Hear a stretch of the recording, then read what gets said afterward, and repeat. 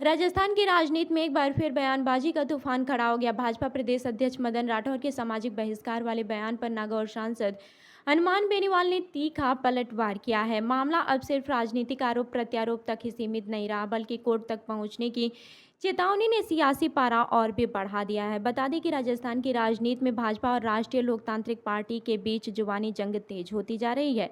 भाजपा प्रदेश अध्यक्ष मदन राठौर के एक बयान को लेकर नागौर सांसद और आरएलपी सुप्रीमो हनुमान बेनीवाल ने कड़ी प्रतिक्रिया दी है। बेनीवाल ने न केवल इस बयान को संविधान और कानून के खिलाफ बताया, बल्कि कानूनी कार्रवाई की चेतावनी भी दे डाली। दरअसल मदन राठौर के सामाजिक बहिष्कार संबंधी बयान पर आपत्ति जताते हुए हनुमान बेनीवाल ने कहा कि भारत एक लोकतांत्रिक देश है जो संविधान और कानून के अनुसार चलता है। उन्होंने कहा कि आज के समय में खाप पंचायतें भी किसी व्यक्ति का सामाजिक बहिष्कार करने का अधिकार नहीं रखती हैं। ऐसे में किसी सत्ताधारी दल के प्रदेश अध्यक्ष द्वारा इस तरह की बात कहना पूरी तरह से अनुचित और गैर कानूनी है। बेनीवाल ने कहा कि वे इस मामले को लेकर हाई कोर्ट और सुप्रीम कोर्ट के वरिष्ठ वकीलों से संपर्क में हैं। जल्द ही मदन राठौर को कानूनी नोटिस भेजा जाएगा और जरूरत पड़ने पर अदालत का दरवाजा भी खटखटाया जाएगा।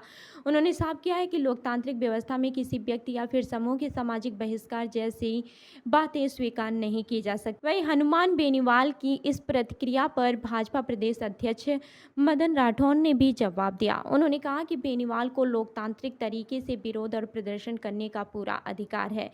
यदि वे अदालत जाना चाहते हैं तो ये भी उनका अधिकार है। राठौर ने यह भी कहा है कि भाजपा को हनुमान बेनीवाल या फिर उनकी पार्टी की किसी प्रकार की राजनीतिक आवश्यकता नहीं है। मदन राठौर ने कहा कि भाजपा को जनता का व्यापक समर्थन और आशीर्वाद प्राप्त है। पार्टी कई राज्यों में सरकार चला रही है और उसे किसी राजनीतिक सहारे की जरूरत नहीं है। उन्होंने बेनीवाल की भाषा और राजनीतिक शैली पर भी टिप्पणी करते हुए कहा कि विपक्ष का काम सरकार का विरोध करना है, लेकिन विरोध मर्यादित और गरिमापूर्ण होना चाहिए। इसके साथ ही राठौर ने कांग्रेस नेता राहुल गांधी पर भी निशाना साधा। पुष्कर में आयोजित होने वाले कांग्रेस के प्रशिक्षण शिविर को लेकर उन्होंने कहा कि कार्यकर्ताओं को प्रशिक्षित करना अच्छी बात है, लेकिन प्रशिक्षण देने वाले व्यक्ति की योग्यता भी महत्वपूर्ण होती है। उन्होंने तंज कसते हुए कहा कि राहुल गांधी की राजनीतिक क्षमता और नेतृत्व शैली से पूरा देश परिचित है।